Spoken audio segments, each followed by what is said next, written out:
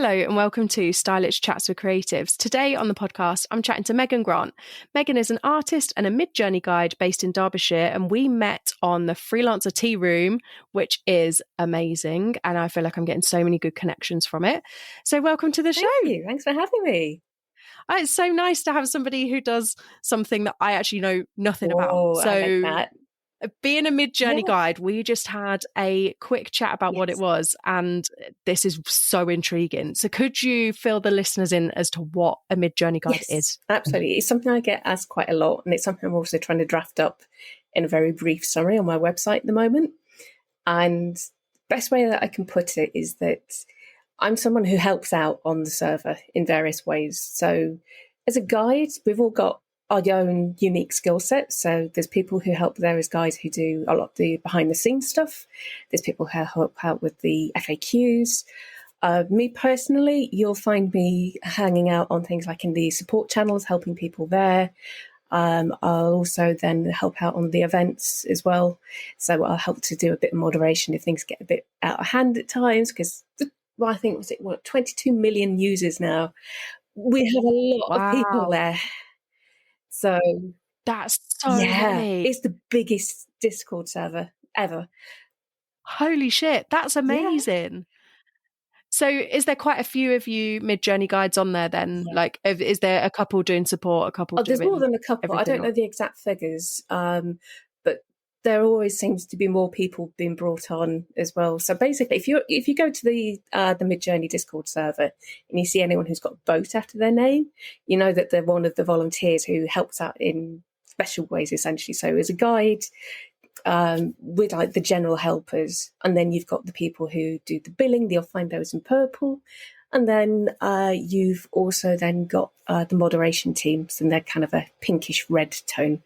But just be wary, that's all. Anyone that talks to you and goes, "Oh, I'm an expert. I know what I'm doing." Do you though? Do you really? It's like, just check those credits and make sure that you're getting all of those facts and make sure you get the right information. Because that's one thing that has really annoyed me is, especially on things like LinkedIn, the number of people saying, "Oh, this is how you do XYZ on Midjourney." And I'm looking at it and thinking, yeah, maybe in version 3, but not where we are now. Yeah, I think that's it with tech. The new versions are coming out thick and fast, and actually, like, you've got to keep up with it. If you've got a keen interest in it, you've got to keep up with the new versions. Definitely, yeah. And it evolves all of the time as well, which is one of the reasons that I like it so much. So strangely, I've always loved artwork from a very young age, and I've also really loved technology. So to be able to meld the two together like this is just ideal for me. Because when I first started on Midjourney, I was there as a user. So this was before I was made a guide. And the first thing that struck me was how similar it is to drafting up basic code.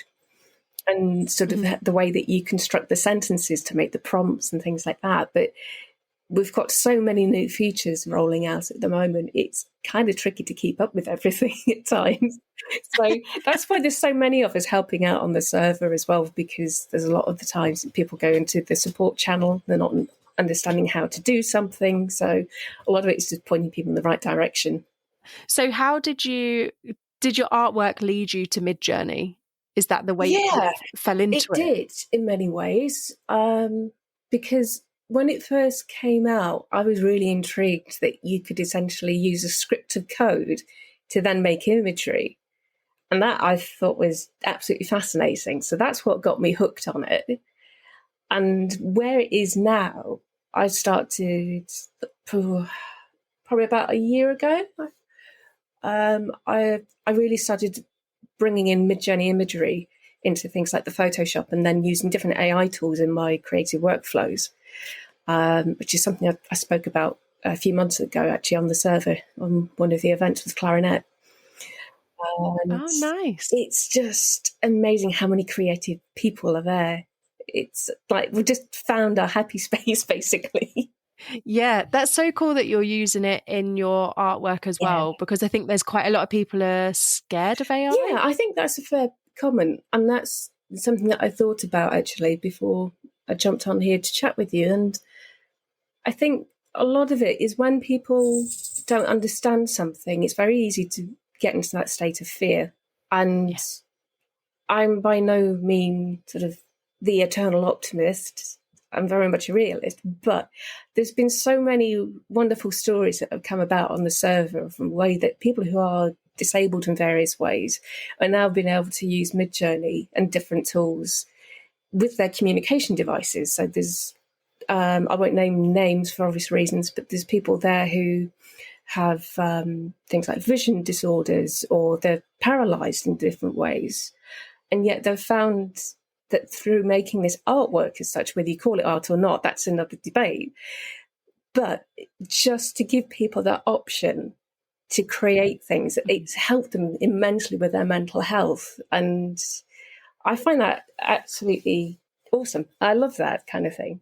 Well, I think you're right in that being creative or expressing yourself via artwork, no matter which way you're expressing your artwork, it always helps your mental health, because it helps calm people down. That's the reason why they have like art teachers and things in prisons and everything else. You know, it's definitely there to calm people and help them settle them. So I can see that if you were nonverbal or you had a disability of some way, like that's an easier way of being able to create art than the more traditional ways of like grabbing a paintbrush or whatever. Definitely. And it's still very early days with this technology, but I am interested as well personally in art therapy. And it's interesting that you mentioned that thing about people who are non-verbal, because I know my neighbour's kids next door, they've got quite severe levels of sort of, one's got autism, I know for sure. And then I think their daughter's also got Asperger's. And they forever go around with these iPads. And I just got talking to their dad a few weeks ago, and he's like, if you can get me sorted out with Midjourney, they'd love it. And it will calm them down, but stimulate them in a healthy way. It's that thing. I always stick to the idea that any tool can be used for good or bad. And it's through understanding how it works and your intentions that you put behind it, that's what shapes it going forward. Massively. And I think there is certain things that maybe it will do certain people's jobs quicker and what have you. But I think you're highlighting the side of it that actually I'd not even thought about, but it's being used in a art therapy way, that is being used to like relax people and do something that, like, I don't know, maybe the last time I coded was doing MySpace. That's how old I am. So like, it's you know, exploring that side of like something different rather than traditional ways. It is definitely something different, but I think it's also allowed people to revisit things and to also then look at what they learned previously in a new way. Especially with all of the new technologies and things that we've got now. And that's what's been keeping me busy lately as well. I've been rebuilding my website. So I'm doing all of that in WordPress. So I'm doing that as well. And this is just how I pretty much fill up my creative days at the moment. It's just making things and always learning. And so far, I've not found anything else that really appeals to me as much as being creative does. I think being creative as well, you spin lots of plates, especially when you run your own business. You spin lots and lots of plates, and actually it's nice to do something that is fully creative, because I'd say my job's creative, but I still do some cross stitching, I still do painting, I've still got like a pile of stuff that needs doing behind me. But you know, you find it's nice to have lots of different things to try and lots of different things to do to keep your creative brain going and keep it kind of fizzing along. Definitely. And that is really valuable to a lot of people, and people of all ages as well.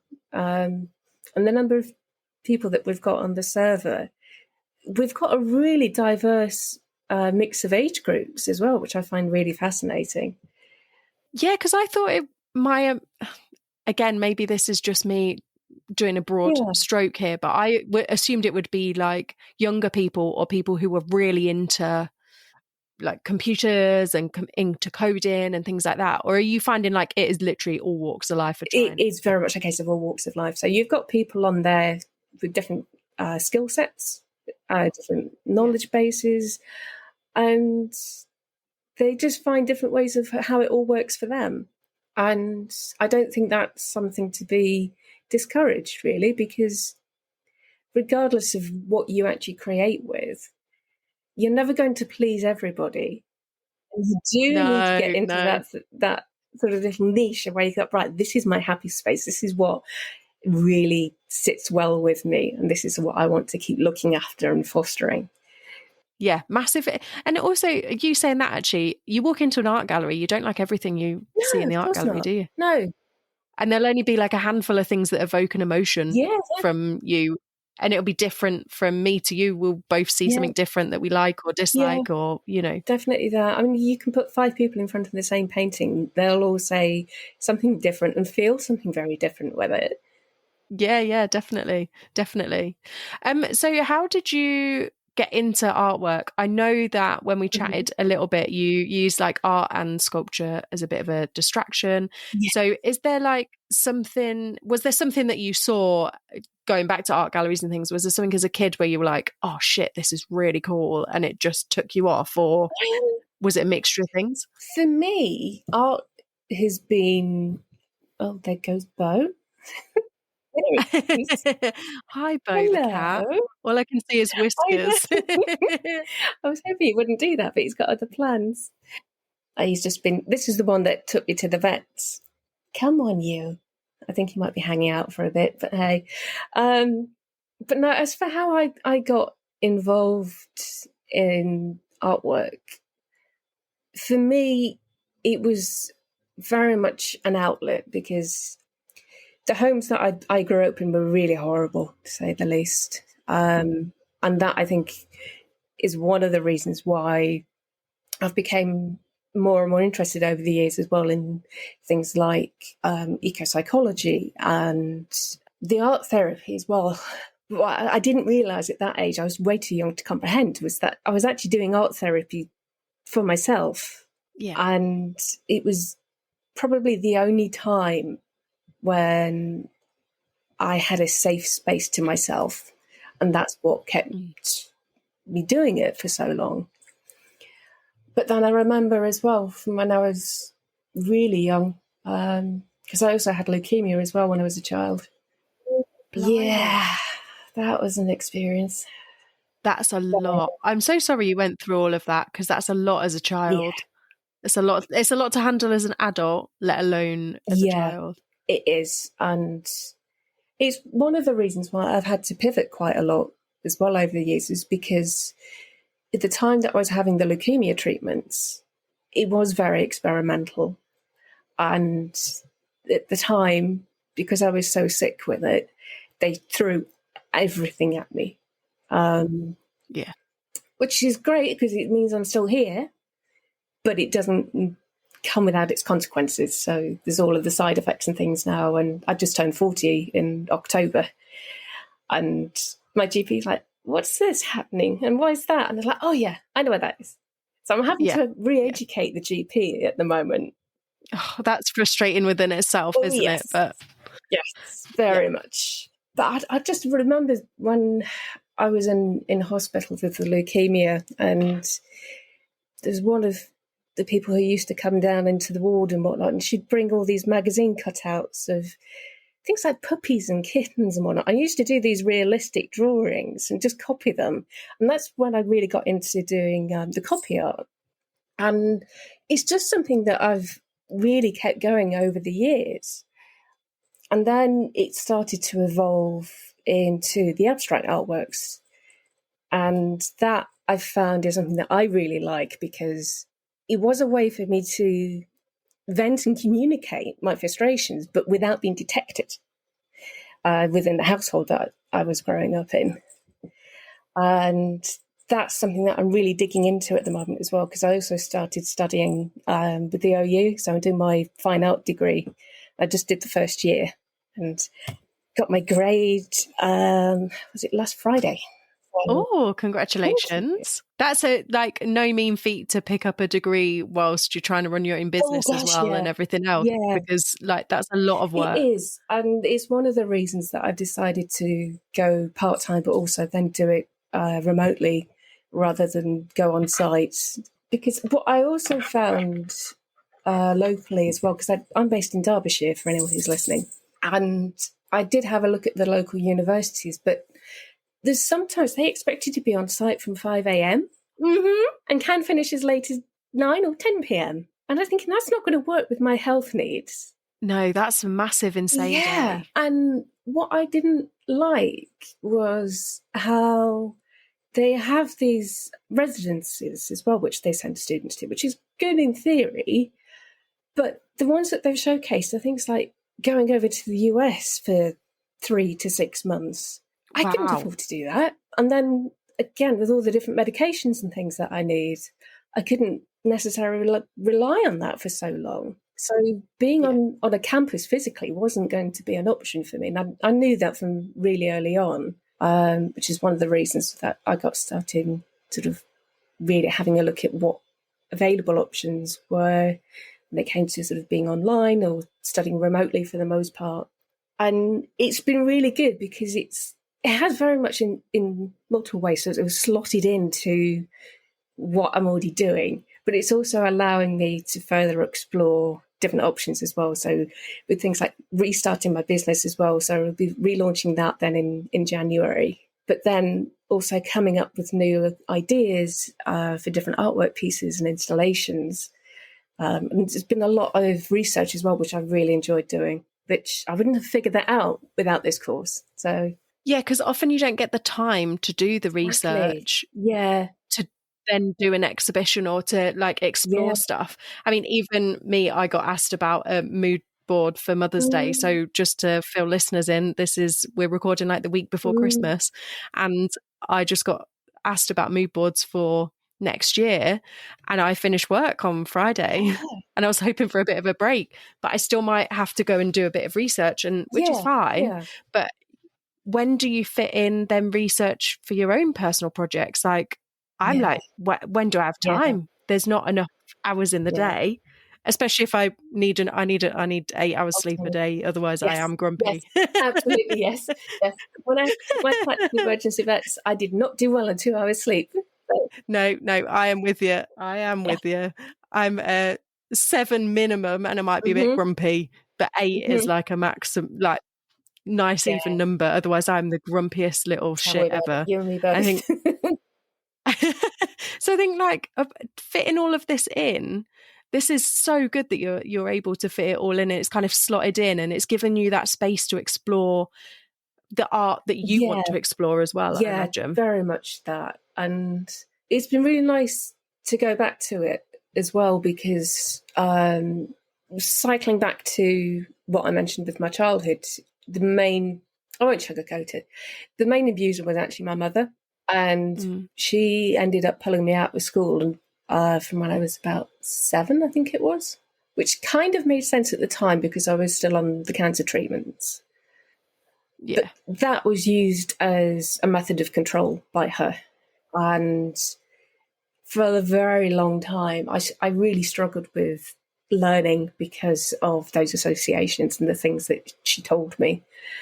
Yeah. And this course has been really good for that, because if anything, it's been a really good confidence boost. And I don't think without that course, I would have then started looking at things like, okay, what can I do with my website? What options have I got now? And it's really got me thinking about the existing skills that I've got and how I can apply those, because yes, I'm studying technically, but I've also been making art for years. So I'm not going to hang around and just wait until everything's perfect, because things will never be perfect. Yeah, you've hit the nail on the head. Nothing's perfect, is it? So, and actually it must be very healing for you to be on this course and to heal pieces of you that, like your inner child, to go, I'm safe now, and actually I'm doing what I want. I'm learning how I want. I'm vocalizing my art how I want to, not under any other guise. It's not hidden secrets in it anymore and things. And I think that's really beautiful that you've turned that around and used that experience to lift yourself up. Yeah, and that's something that comes about with time. I've also done a lot of therapy as well about all of the things that I've gone through. But oddly enough, the past, I think probably 3 or 4 weeks, I've started leaning more and more into my personal experiences, including the trauma and the relationship of that. Then got me thinking about my relationship, not only with the trauma, but also the other standfast item in my life at that point was being out in nature, especially when I was about 10 or 11. I used to spend my days in the summer just going down to nature reserves and stuff like that. And through this art course, I started exploring things like the natural dyes and the inks. So Oh, nice. my kitchen shelf down by the window, it's filled with a little sort of range of pots and jars and different trial and errors. Oh, beautiful. I really, really love, and that's something I do want to build upon as well and take further forward, because it's not just the objects. Because I've got all sorts of things that I find. So things like rusty nails. I've got a book somewhere about making inks from debris that you find.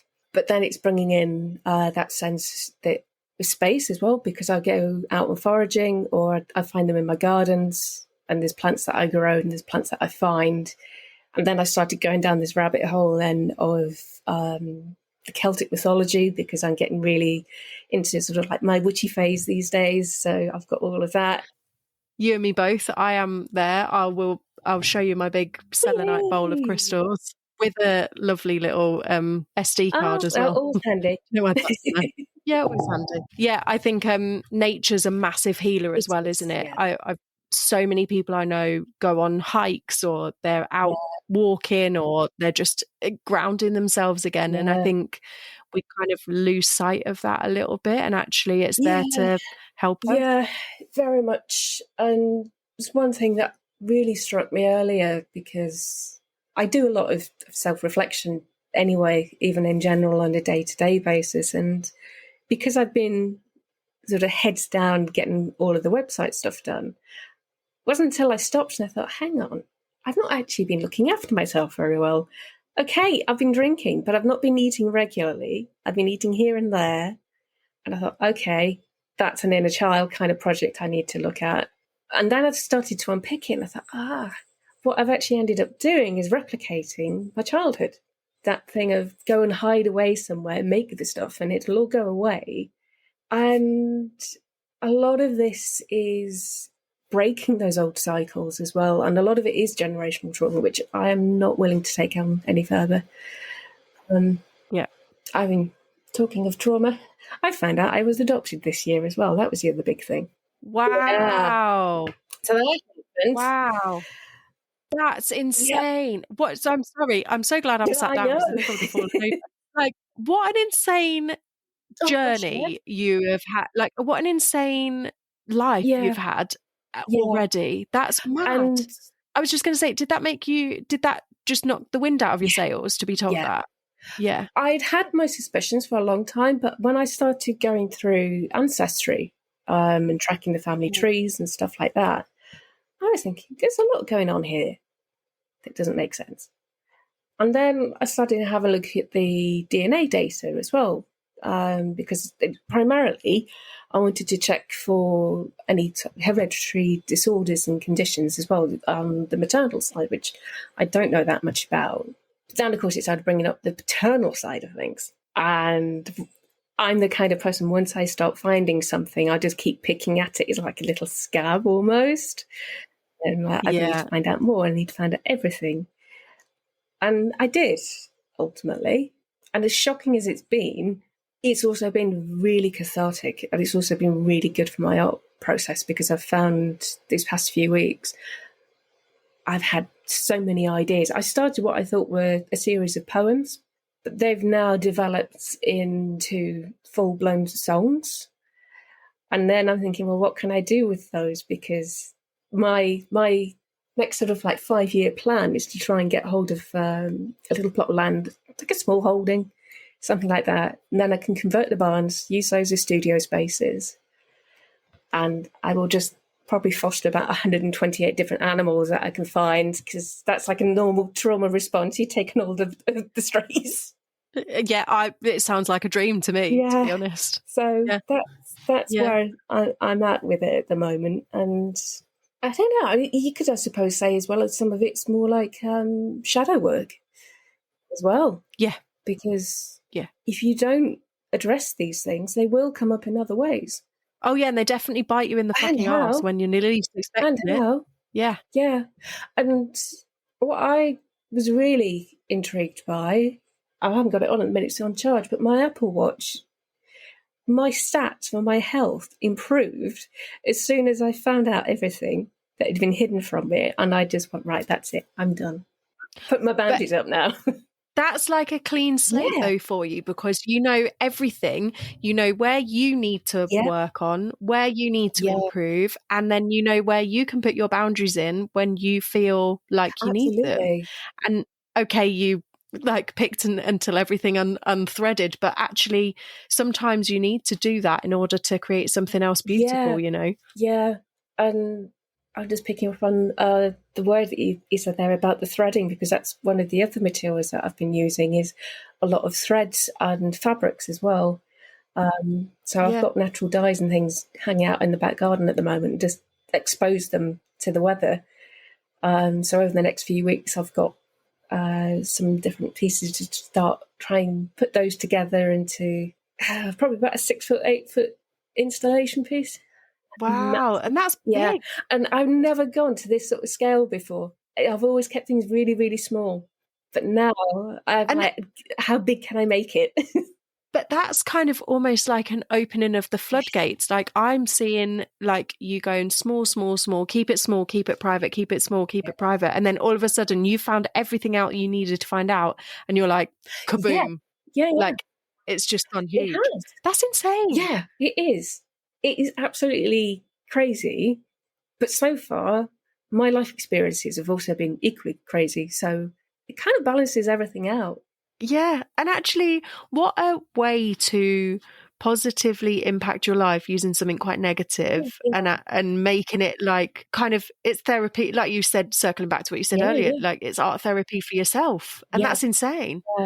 Is being a art therapist something that's on your radar to do? That was something that I tried to study years ago, actually, at Derby Uni, but then COVID kicked in and I found that the course materials were really triggering to me, and I ended up having to withdraw from that course because it was just having too much of an impact on my mental health, and there were just other factors to it as well. So things like there were some very young and naive students who went there going, well, my therapist was terrible, I'm going to show them how it's done. Like, that was not why you should be a therapist. Please don't.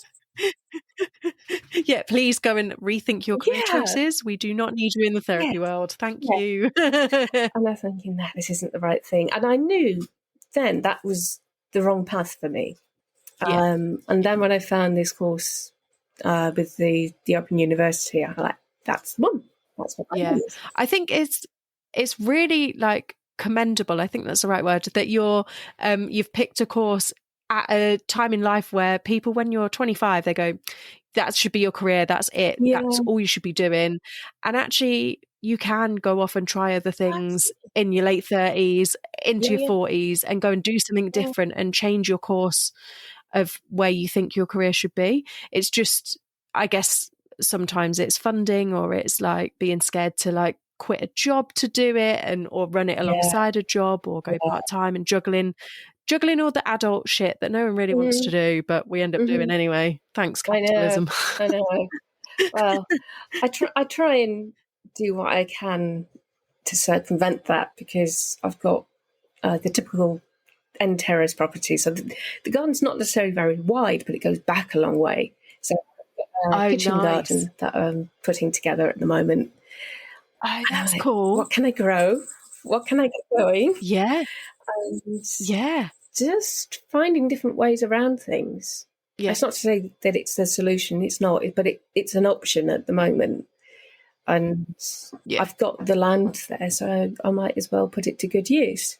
Yeah, and that's what it would have been used for back in the day, but like during war times and everything, like we all had long gardens because we were using them as allotments and things. And actually, I think being growing things and like eating what you're growing and that whole process is so cathartic because we had a massive allotment during COVID. Oh, really?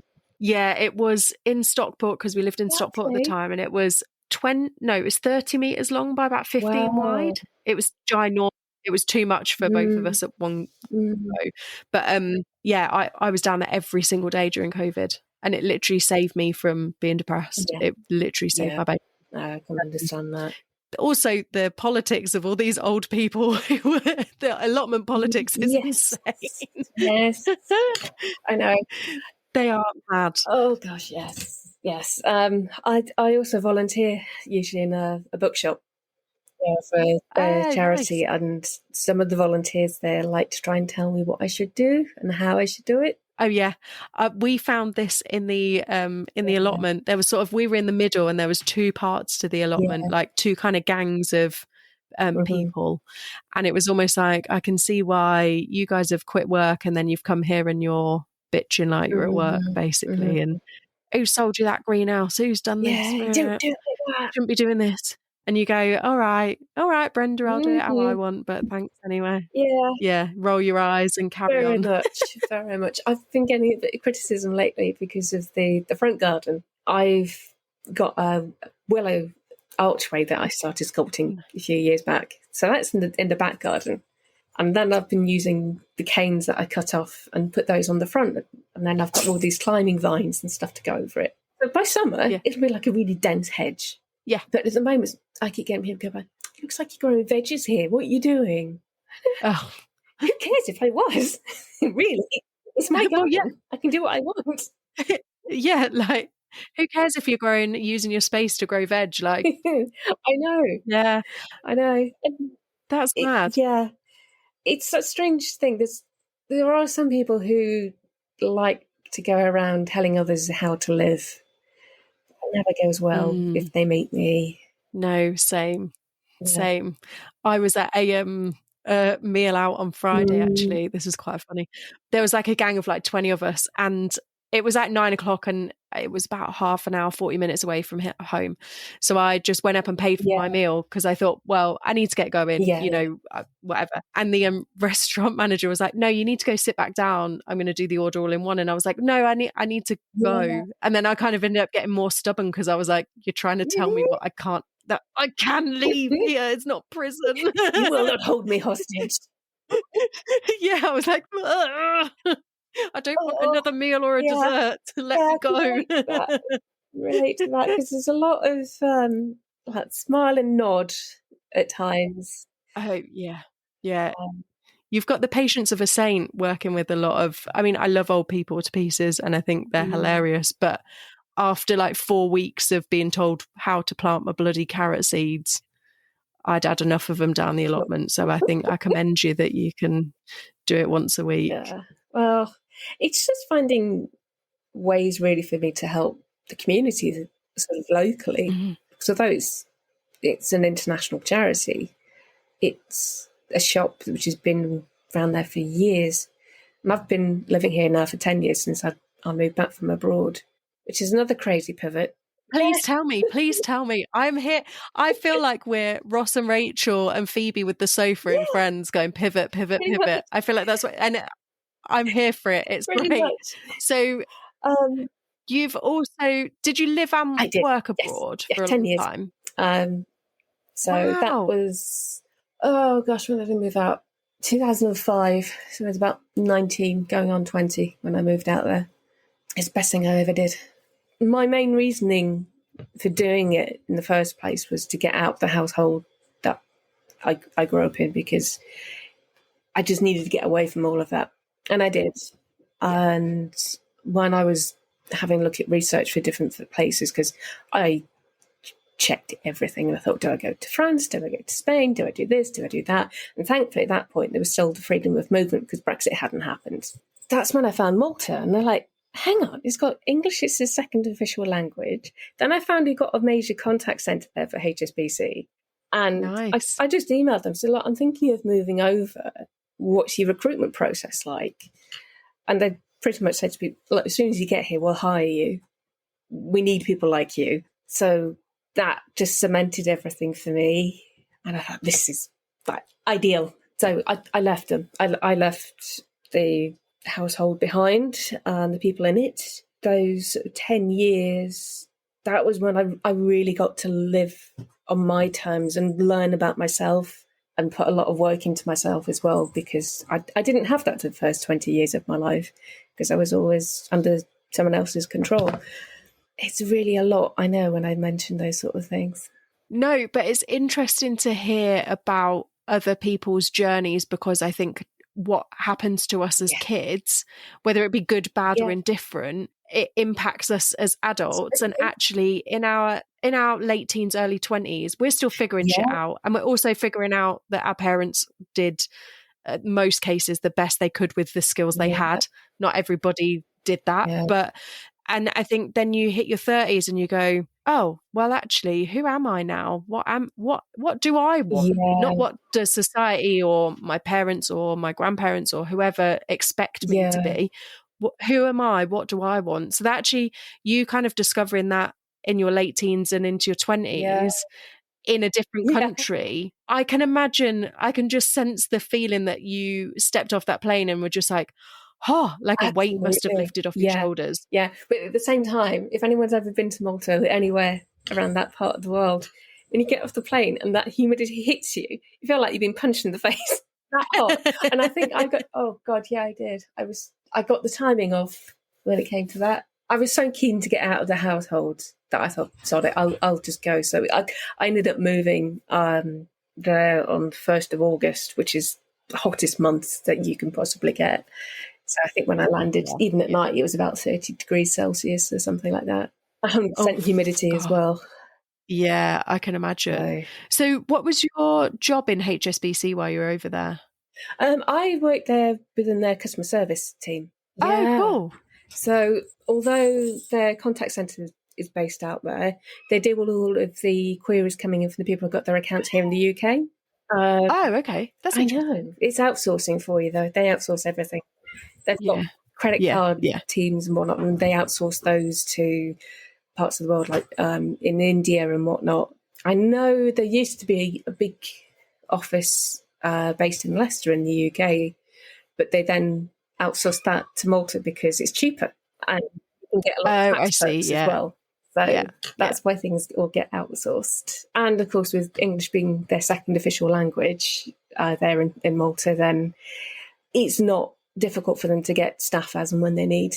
So did you work your way up there or? Yeah. Oh, nice. I took to it really, really well. So I started off essentially as a trainee. I didn't know anything about billing, banking terms and stuff like that. But then I just worked my way through and sort of worked my way through the team and helped out with them, ultimately then doing what I'm doing now with Midjourney and just helping out on the floor with people with things like call takeovers, or any training and guidance as well that would be needed along the way. So I think that's probably a part of me that's kind of coded in somewhere. Yeah, I think it is. I can feel there's, again, the threads of you kind of wanting to help other people out. And maybe that does come from your childhood and not having the help that you maybe needed when you were a kid. And now you feel like you can give it to others, which is really beautiful. Yeah, I think it's something like that. I'm not entirely sure yet, but I think it's something along those lines. And I'm trying these days to be a lot more compassionate about everything, and questioning things is really useful, but sometimes you can overanalyze things. And I'm neurodiverse as well, so getting that hyper focus can be a pain sometimes. Oh, yeah. Down the rabbit hole. Resurface 2 years later, different person with loads of information and loads of tabs open. Oh, gosh, yeah, I know. Very few months ago now, I had a medical review. It was one with the mental health nurse. And she just said, have you ever been tested for ADHD? And I'm like, no, but I think it's probably just a complex PTSD, if I'm honest. And I think that's what it is. And I don't know if that's something that I really want to go and try and undo just yet. That's a lot. And it's really tricky from what I've seen so far, to be able to determine where things like the complex PTSD ends and where the ADHD could possibly begin. And I think from my side, I am very much at the point now where I accept that my brain doesn't work in typical way, whatever that is to people. And I'm okay with that. I know how my brain works. But yeah, and do you know what? You don't always have to have a label to it. It's fine to just be you. And it sounds like you know yourself really well, and how you want to present and how you want to present your creative mind and everything else. So it's almost like an added weight that maybe you don't need right now. That's how I felt about it. And I think because of all the other medications that I'm on, I would have to be thinking sort of 5 steps ahead, because my wonderful NHS GPs don't. Oh, yeah. Please, listen. Oh, that's a tangent that I won't go down, because I could talk for hours about it. Yeah. I'm fully with you. But I think it's being aware of yourself. But also I think that happens in your late 30s, early 40s anyway. You kind of become so self-aware. And also with all this exploration you're doing with your artwork, that's almost uncovering another layer of who you are as well, I think. Yeah, I have found that to be the case. And I've been working with a lot of different mediums as well. So apart from going back to Midjourney, I do use that to create the concept pieces for my larger paintings, which I do in the physical format. But I also like to use the digital tools as well. So your Photoshop and your Illustrator. And I love just playing around and filtering things and doing like a photo bashing session, basically, and just see what comes about that way. And there's been some really interesting things lately, and that's what's got me seriously thinking as well of expanding my business going forward, so that I can get that small holding somewhere and use that as various creative hubs. Because as much as I could use them, I'm thinking long term as well for business reasons, I can then rent out those spaces. I can hold events there. There's all sorts of different things that I can do. And you could almost have like workshops, and the kind of expansion to it could be quite big. And actually, I think you might really like, oh God, I'm going to get her name wrong. There's a lady, an American lady on the edge of Scotland somewhere. And I think she's up north somewhere. And her husband have a small holding. And I know her husband's called Kevin. That name is stuck in my head. But they then have converted their barn, and they do like natural dyeing things with people with the wool from their sheep.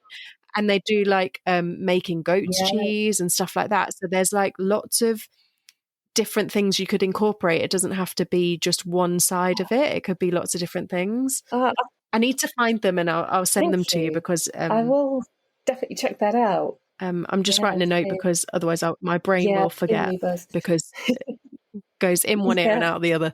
But I think that's a really magical thing that you are thinking about trying to do as well, because art and nature in their own ways can heal people in so many different ways. Even these like very straight-laced corporate, I'm not, you can't heal me. It will heal everybody. And I think that's such a beautiful thing that you're trying to do there. How did you get into did you enjoy sculpture as a kid as well? Were you making stuff as well? Nothing was safe. Honestly, nothing was safe. I remember making sculptures out from pieces of old tin cans. And I would do things like, because I had, technically I still have 2 half siblings, just there's family estrangement as well into that mix. But they would do things like they'd break toys and then just want to throw them out. And then I'd go and retrieve them and find another use for them and put them into these sculptures.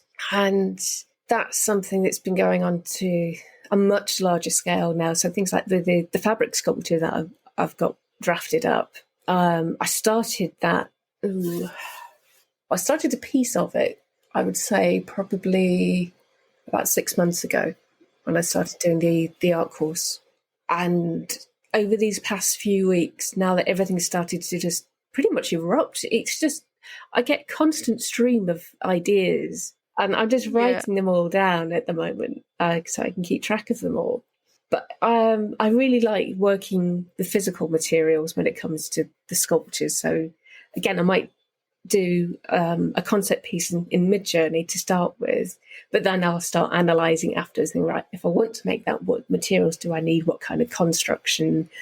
Is it going to be on a board, or is it going to be 3D? And just really get involved in all of that. So it's almost like you're using Midjourney to like mood board and to kind of sketch it out and then thinking about it from there. Definitely. I think it's really interesting because when I did my fine art BTEC, that is showing my age, they made us do loads of sketchbooks of stuff, but I actually just wanted to create the things, not actually necessarily give the theory of it. I just wanted to be like, I don't know where this is coming from, but ta-da! Yes. Here's a piece of artwork. And they'd be like, how have you done that? And I'm like, came out of my head. Don't know, just it was there. But it's nice that you're like jotting down ideas. Do you just go back to them as and when you see you need a bit of inspiration? Or? It depends. I've got one, for example, this is my bullet journal, which nice. I've got two. So I've got one that I use for all of my personal stuff. This is the one for my creative projects. But I'm often working online as well. So I will stick notes and things into a Google Doc as and when they bubble up to the surface. And then I'll revisit them. Yeah. What I normally find is that it's that time of almost to let everything ferment and settle. Yeah. And when I go back, I think, right, that's worth exploring a bit more. We can dig into that. That one, not quite sure what that is yet. And you just sort of juggle things around. Just really, for me, it is very much a mindful process as well, and seeing what appeals most at that time. I was just watching you because we've got a video chat just to let the listeners find the count. And as you were describing your process, then you had the biggest grin on your face, and I was like, "This is what Meghan is all about: is the process of your artwork, the artwork, and how it makes you.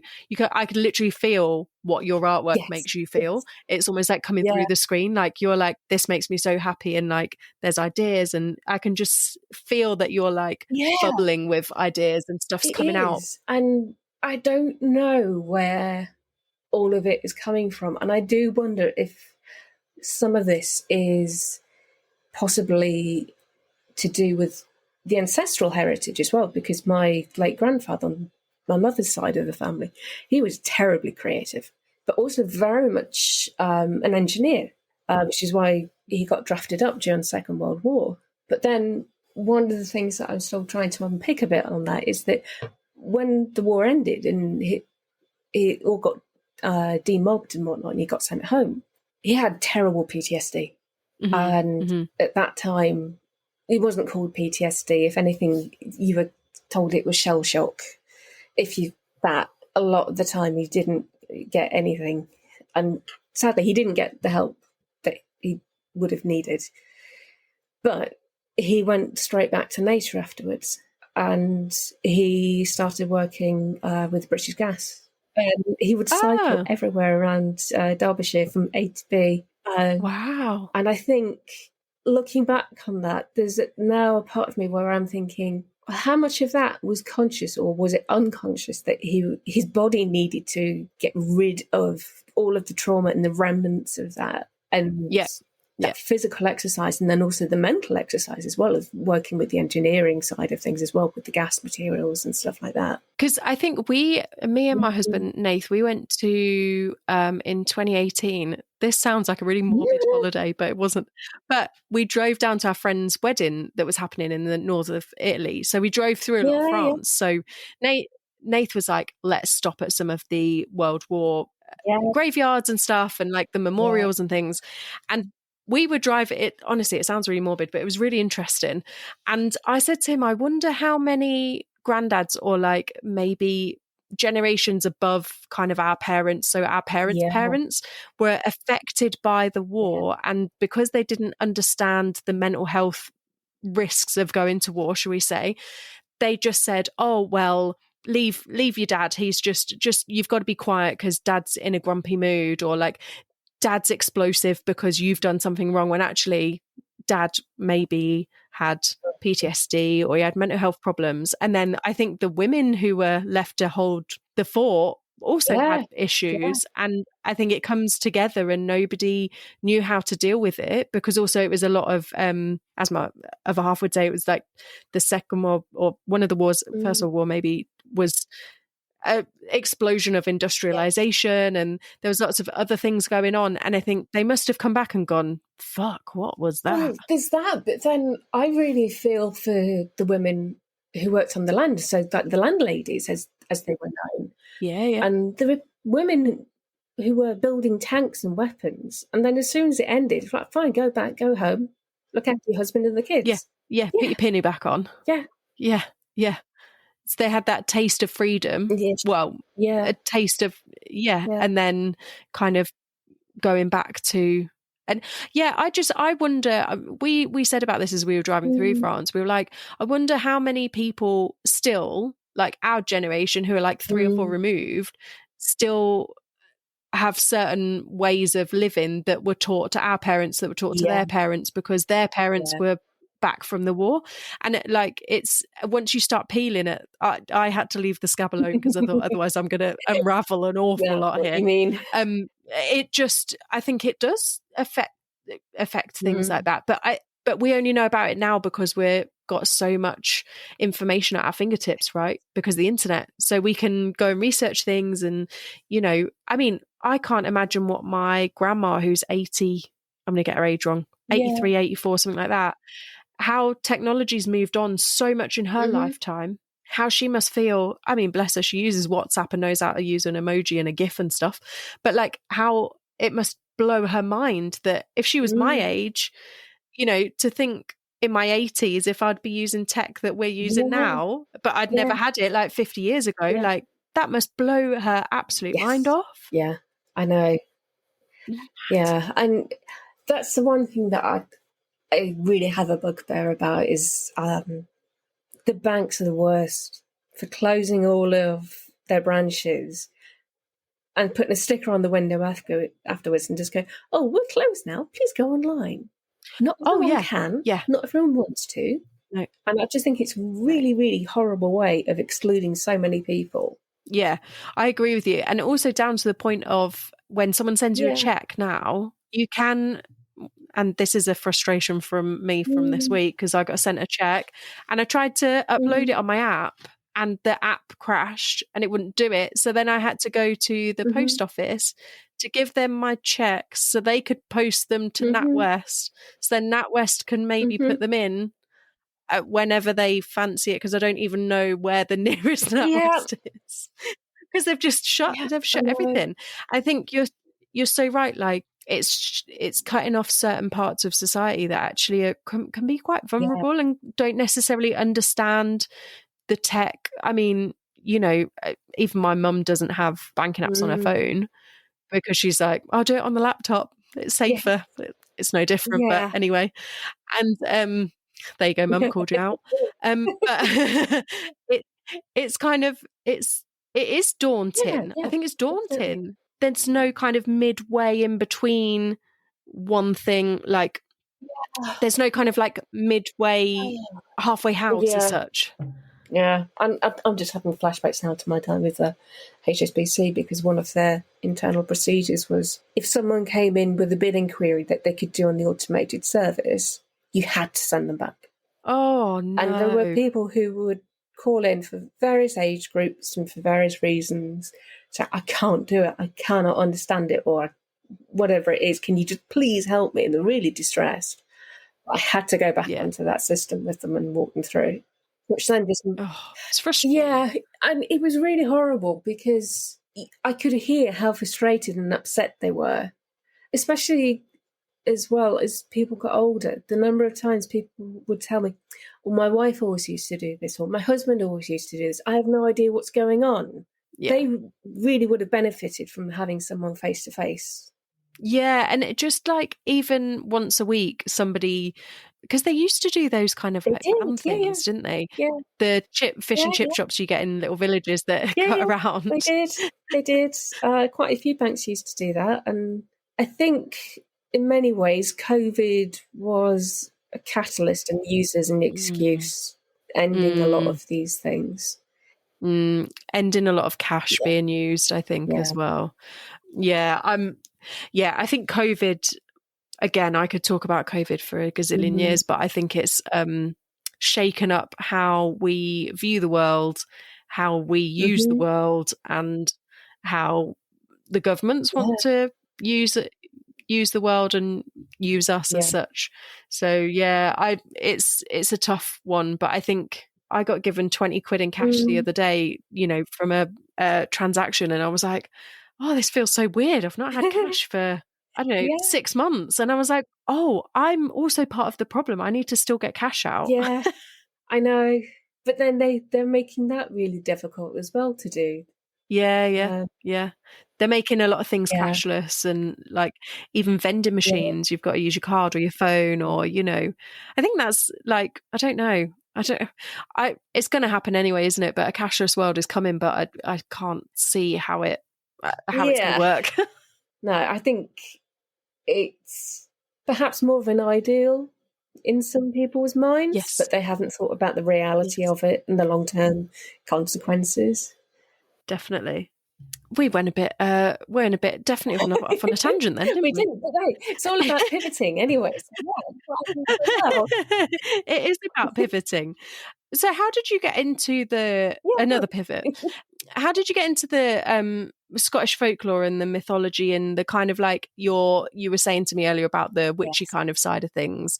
I know I started to get into it because I've always been a bit intrigued by it, always loved a good rock, and then started exploring tarot and everything else. So how did you kind of get into that kind of world? I think the best way of putting it is that it found me rather than me finding it. Interesting. Because even when I was really young, when I was about 5 or something like that, I was obsessed with seashells in little pebbles and stuff you get on the beaches. That developed then over the years. And then when I was about 10, I remember taking myself out to the library, and that's where I'd get some peace as well in Escape the House. And that's when I found all of the books and whatnot there on Wicca, paganism. Oh. And I was like, that's me. That's very me. And I knew at that point I can't say that I'm strictly anything. A friend of mine would say it's more sort of heathen than anything, which I quite like. But he does a fantastic drumming circle with his friends and partner. So I normally go to that. It's a shamanic drumming circle, which I started going to, and I absolutely love it. I was going to say must feel. I've been to a sound bath and I've done like Reiki and but I think I've never done a drumming circle, but I can imagine from the sound bath and some of the other kind of yoga practices I've done where they've had big drums and stuff, that I can imagine you feel that in your core. You do, yes. Yeah. One of the things I want to do over the Christmas break is have a look at making my own drum as well and get that sorted. So that would be cool with some of your like homemade dyes and stuff. Yes. I've worked a lot with sort of different beads and things as well, because beads was something else which really appealed to me from about the same age. And then I became really interested about the history of them, how they were originally used as a form of sealing transactions. They were the currency. And then over the years, because of finding out of the maternal heritage, which is all from Scotland, that's then what got me sort of looking into things like the folklore and things as well, really sort of digging into that. And it was one of those things which I knew it was the right path for me when I found it, but I couldn't do that much with it until I really moved abroad. And then thinking about it, it wasn't probably until when I moved back in 2015 that I really started looking again into more of the witchcraft side of things and cultivating that. And part of that is definitely because of Malta being so religious as well. There's only so much that you can explore, and I was always sort of mindful of that. And then when I came back here, it was almost like, well, I've got woodlands on my doorstep. I'll go and explore that. And I just really immersed myself in things. And I went with things. So if I found something interesting, I still go to my local library and I'd get books and things from there, or pick them up as well from the bookshop that I volunteer at. There's a few people who go there as regular customers, and they say, "Oh, I'm just looking." And I say, "Yeah, you've got to find the one that really sings to you. Sometimes you just go around and you find it, or it finds you." Yeah. It can be a combination of the two. Yeah, definitely. I think it's really interesting how it kind of like carried on finding you. Yeah. And until it kind of kept dropping you hints until you were ready to kind of look at it as a whole picture. It did. And I think a lot of that is still something that I'm trying to pinpoint everything. But Scotland's got such a rich history when it comes to folklore and witchcraft as well. There was I think it was on Radio 4, if I'm not mistaken. I was listening to their podcast about the witchcraft trials and stuff like that. And most of it was up in Scotland, and that's where I'm looking to move to next. The only way I can explain it is that I have such an urge to move there. Yeah, you've got like a definitely pull. got a pull. Yeah. And I really miss being by the sea as well. Yeah. I love where I am, and it is really picturesque, but there's something about the sea that just really helps me in so many ways. So that's what I'm aiming for. I think you can sit by the sea and just listen to the waves and kind of let life wash. And it sounds so cliche, but let life kind of wash over you. But it's so relaxing. Similarly to you, I love being by the sea, but I am in the middle of the country. I know. So I have to put up with reservoirs and lakes. I know, but it's not the same. No, it really isn't. Because I've been around places like Carsington Water and places like that, and it is lovely, but it's not the same feeling that I'd get from when I'd be by the sea. There's like a certain ferocity in the sea. The way it's kind of, to say it's emotions, but it can either be really calm or look really calm on the top, or it can be really ferocious. And like, it's kind of, I don't know, it's soothing in both ways, unless you're getting absolutely soaked when it's pulling a storm. Which can happen. I did see that happen a few times when I was abroad. It's sort of like the tide would just go out and think, oh, how nice, it's all gone flat. And that's why people like, just get up before you get washed out, because you're going to get this almighty riptide in a moment. And I'm like, no, it's fine. There they go. On their lilo, just floating away. Oh dear. No, it's the thing. I think because I lived next to the sea for so long, I did become quite attuned to how to describe it. I think probably it's almost like it is quite an emotional force, really, but it's also got that sense of danger with it, which you have to respect. It can look like one thing on one surface, but underneath it all, it can be hiding all sorts of things as well, which a book that I got out from the library at the moment, and it's all about the impact that the sea has on our well-being and why we feel so much better being next to it, or sort of being in its presence. And that's one of the other aspects, I think, really, that's really become apparent in my art practice, is the amount of research that I do, and it has become quite scientific as well. So a lot of it is looking for the data and looking for the evidence as well. Because some of the other books that I've got downstairs, they cover things like eco-psychology, and then I've got one it's in a book, and then they did a series as well. I think it was on the BBC about the secret lives of trees. Oh, cool. And I found that amazing, especially when they started explaining how trees can give off chemicals to the same extent of where it's either the same or replicates chemotherapy drugs. And I'm like, do what now? Like, please, tell me more. That's insane. I know. And that's the other aspect that I'm really sort of digging into at the moment, really, when it comes to the folklore, is because of its elements then attached to different plants. Mm-hmm. And even in Victorian times, that's something that I've been leaning into with my house and sorting out the front garden, because it's a Victorian Georgian sort of period house. I thought I want the plants to replicate, or at least represent its history to some degree, because a lot of it's just been gutted over the years. And then that's what really sort of set me on to things like looking at things like for ivy and different plants and different hedgerows, and that's what I get lost in. It's one of my many, many rabbit holes.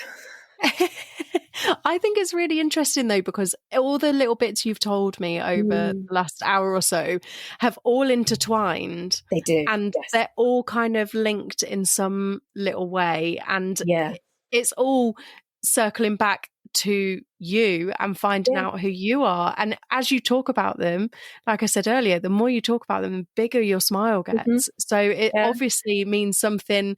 It's healing you, I think. And I think that's really lovely. Yeah, I think so. And it's, I think, if you don't look after yourself, you can't look after anyone else.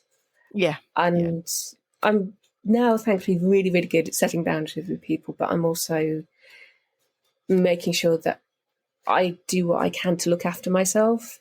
And that comes in many different ways as well. So it's sort of things like knowing when I need help with physical or mental health issues, or even things of, one of the big things that I really struggled with for a long time, which I didn't realise, was knowing how to cook, because that was something I was never allowed to do when I was a kid.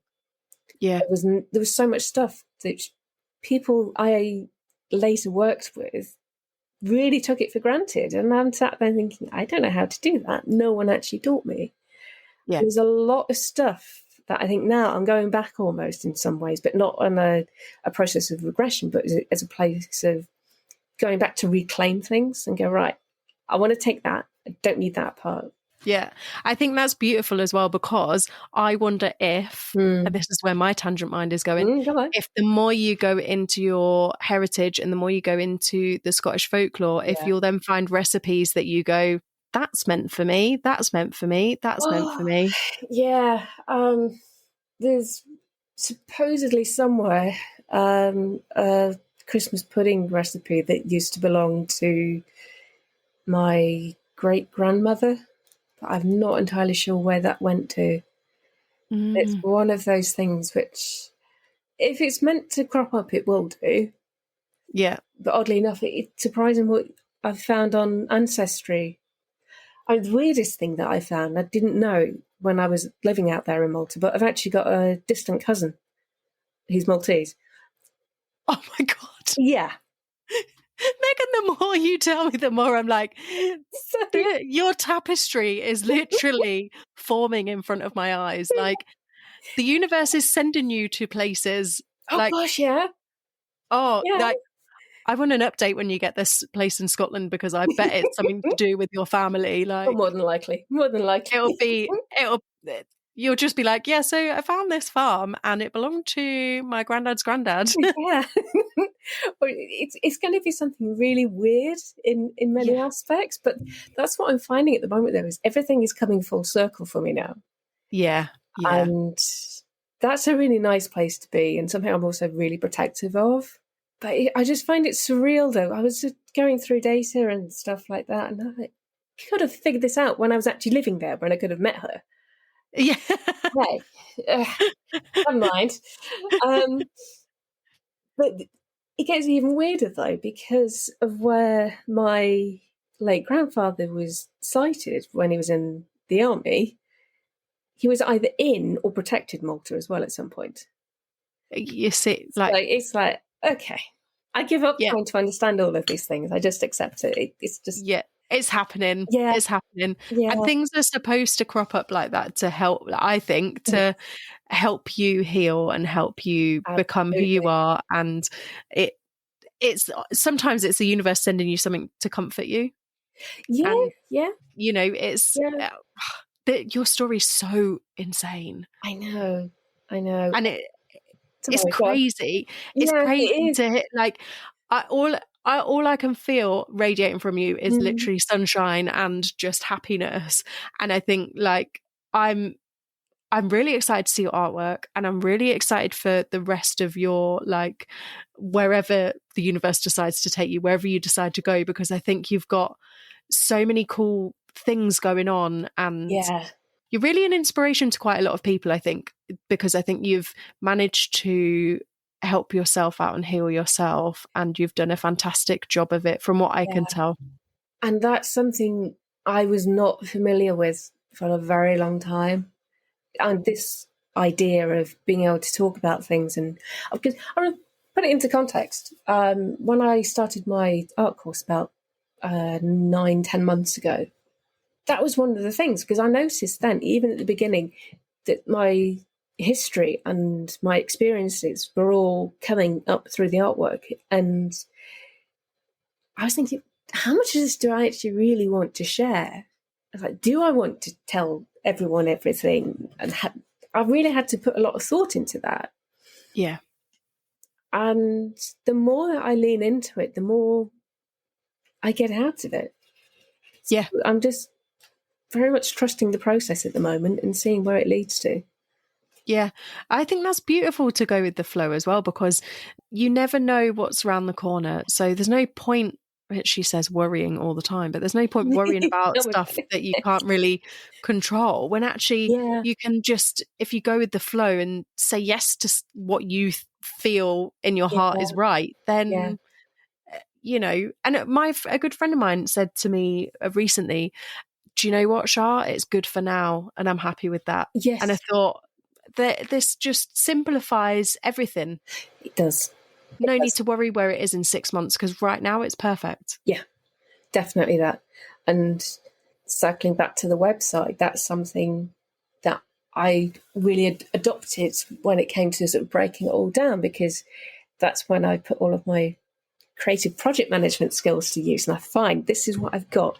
And this is going to sound so sad now to some people, but I track all of my to-do things in Asana when it comes to website stuff. So I can track all of my links, I can track all of my progress. I can then also reflect on it. So the times when I'm thinking, oh, I've not done enough, I need to do harder work and this, that, and the other, I can think, actually, what have I done? Got it there to reflect on. To have that fixed evidence there is really good for me. Yeah, I think also being a visual person it's good to have it in one place, so you can look back and it's not complicating where it is it in a notebook? Is it on a Google Doc? Is it on a Post-it? You know, I don't think it's sad at all. I think it's actually quite clever, because then you just click open something. Yeah, okay, cool. Right. Yeah. Stop worrying. I'm good. Yeah, because this is the thing. There's always going to be something else. Yeah. You're never going to be able to do everything. No. And it's my late grandfather's birthday on Friday, so I want to commemorate that. And I was hoping to have the website done by then, but I don't think it's going to happen, really, the amount of work that I've still got to do, because I've got photo shoots and flat lays and things like that to do, and then I've got to do all the retouching as well. So what I decided to do instead, one of his favourite parts of Derbyshire was in Matlock. So I'm going to go there for the day on Friday and remember him, pop into the art shop that's there. And yeah, that's nice. A nice sort of slow day. And it's also, for me, it's that time when Yule begins as well. So it's perfect. It's that little connection. Like, my granddad passed away 21 years ago, and I was really close to my granddad. And then my granddad, I'll quickly give you a bit of history, but my granddad was a farmer. He used to grow stuff for Weetabix and some other bits. Always used to drive a David Brown tractor, which I've got a picture of, sent it to a tattoo artist. I've got one tattooed. Turn up to Homefirth and realised that David Brown tractors were made 8 miles down the road, and his tractor was made down the road. Oh, jeez. And we're in a different part of the country to where I grew up. And then last Christmas, we went to visit my grandma and her new partner, and went to just go to my granddad's grave. My husband's granddad had passed away the year before, and his sign is steam trains. So we were looking at my granddad's grave, turned round, and opposite my granddad's grave, somebody had hand painted a steam train facing my granddad's grave. And I said to my grandma, when Gosh. was that painted? And she weren't there last time I was there, like a couple of months ago. Mm. And I was like, what? I just burst into tears. Yeah. It was almost like they were both looking out. Yeah. As though they knew. I know a lot of people say it's coincidence and stuff, but I do believe in signs, and I think that I do. that was a biggie. I think like my other half, he didn't really have that many experiences of signs and things like that. But I've had quite a lot from my granddad, and then he got quite a lot from his from his nan and granddad. And I was like, that's a sign, and he was like, no, and I was like, yes, it yeah, is. that owl screeching is your nan. Like, come on. So yeah, but it is nice to go and have a day like and thinking about them and doing something that you would have enjoyed to go and do together, actually. Yes, yeah. This is and it's really sad in many ways because of the household situation that I grew up in. I only got to meet him a handful of times, but he's left such a massive mark on my life, and I've got a photo of him behind me, and it's just. And when I look at the photos of him as well, I can see so many parts of him in me, especially with the personality. Gee, God. People keep telling me at the moment, you're so tenacious. And I'm like, yeah, I know where I get that from. I know exactly where I get that from. But yeah, and it's just allowing space for things as well. And this has just dawned on me. One of the things he used to really enjoy doing was doing botanicals. That's what he used to do. There you go. So, yeah. See? Another thing. Another thing. Get that written down, Megan, I tell you. I am. I'm doing it now. I've got post-it notes here. Oh, it's so lovely to hear your journey. Like I've said, Thank you. It's so nice to see you figuring out how you want your artwork to go and where you want stuff to land, and it's so great. Yeah, I mean, moving forward, I'm not quite sure how to do it yet, but I'll find a way. But I'd really like to try and do some kind of I'm not quite sure the right word for it. It's not publicity as such, but more to do with charitable event work as well. And you've got Mind, which are well known for sort of mental health. But I'm also noticing at the moment there's a big popularity in the exploration of trauma and the effects that it has. Yeah. And that's something I can talk about a lot. Yeah. And that's the one thing that if out of all of this, there's something that I can do that helps other people in some way, then it's a really good way to sort of flip things around and give the finger to the idiots, basically. I'm with you. I think the same about my endometriosis. If I can talk about it and it helps one person, then great, and like, I think talking about it also heals you. Yeah, it does, because there's a lot of stigma and shame associated to it still as well. And and you like to think it where we are now, approaching 2025, that it wouldn't be there, but it still is. Yeah. I still keep getting people asking me all the time so in the pub, so when are you going to have kids then? I'm not. Not going to happen. Apart from all the medical complications that I'd have anyway because of all of the cancer side effects and the treatments and whatnot, I just never wanted kids. And I know that came about because I was parentified so much as a child. I was looking after my half-siblings and the adults when I was about 6 years old. And when I was about 10 or 11, I just said, I'm not doing it. Kids are not for me. You've done it, though. Yeah, exactly. I've already been the parent. And that's what this is about now, is sort of me defining what I want to do and reshaping my future and directing it. And also, I think it's fucking rude when people ask when you're having kids. Yes, and it is so rude. I'm not going to tell the full story on air, but my husband answered somebody with an equally rude answer that involved a coat hanger, shall we say, and the person who received that answer after asking was like, oh God, and he went, well, don't ask because it's rude. And people don't think that it's rude, and actually changing the language around it and changing the way we approach it, I think is definitely going to help. And like, I don't know. I just say, we can't, and I'm naughty auntie. I love being naughty auntie. I've got naughty auntie so well that my nephew put me on the naughty list and sent it to Santa. So we've won, basically. There you go. I think it's not, you can be maternal and you don't have to give birth. Yes, very much that. And there's lots of things that we can do as women that we can still have an influence on other people's lives without giving birth ourselves. Yeah. And that might be with having animals around us. It might be speaking about our experiences. It might be mentoring someone. It might be, I don't know, it could be anything. And I think past our generation, they're slowly realizing that elder millennials don't necessarily want the same life they've had, and actually what we were promised in the 90s and early noughties isn't the same, and we can't have the same as what they had, and the world's not the same. And props to people who can have kids and everything else, because if that's what you want to do, then go for it. But it's not for everybody, and I think accepting that is part of how we move forward in society with it. And people really need to mind their own business at times. Not long after I moved here, getting on about 10 years ago, I was just working in the front garden, and one of the neighbours went by, and she stopped and she told me about all of her ailments and arthritis and whatnot.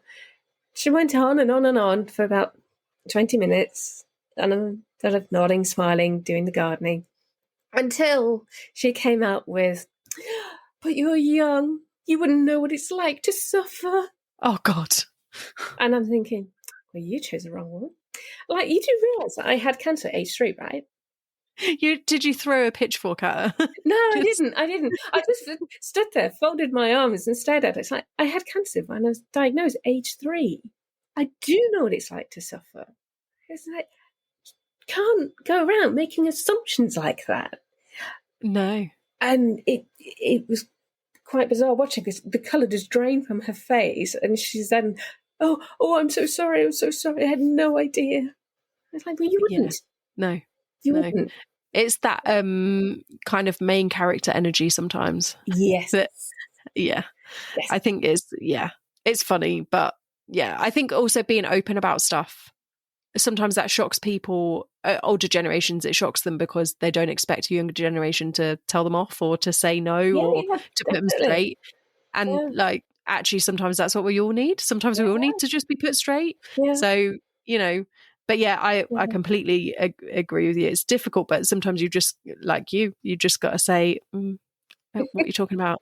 Silly old woman. Hobble off with your arthritis. So I've got one last question for you, and answer it however you see fit. What inspires you, Meghan? How to put this in a nutshell? Life experiences, psychology, natural world, and all its forms. So that can be plants, it can be geology, and ultimately doing something for the greater good. You're not always appreciated for it, but as long as you do what's right for you and what is true for your standards and your goals, you can't really go wrong. As long as you're not hurting people along the way, at least if you're not doing it with intention to hurt people along the way, because we all make mistakes. But a massive source of inspiration at the moment is the self-development as well, and the learning, and finding ways to cultivate all of those things together and see how they all fit. And a lot of that seems to come about in the strangest of ways. And I'm quite expecting to see quite a few signs on Friday, not just because I'm looking for it, but there's been so much work that I've done this past year. And it's been really nice to just put some time aside to myself as well, so I can really sort of look back on my achievements, but then also remember the people that have helped me along the way, whether they're here or not. That is a beautiful answer, and I cannot wait to hear where you're at in a year, where you're at in 2 years. Like, the grin that you have got is infectious, woman. That is an infectious grin. And I just wanted to say thank you so much for being so vulnerable and sharing so much of your life story with me. And I think you've done amazingly, and I think you should be really proud of yourself because you are a fantastic woman, and I cannot wait to hear about all the signs you see on Friday. Yeah, I know. It's one of those days when it's going to be really special to me. So that's what I'm going to sort of make a day of it, and let's say go to Matlock and go to some of his old haunts. Oh, you're going to have a beautiful day. Yeah, and hopefully if the weather's good, I can get some sketches in as well for it, so we'll see. Thank you for listening to this week's episode. I hope you enjoyed it. Please rate, follow and share, as it really helps this little podcast out. And if you have found value in the podcast and you have the means to, I do have a Buy Me a Coffee link in the show notes. This will help keep the podcast going. Join me next week for another fantastic guest. Bye!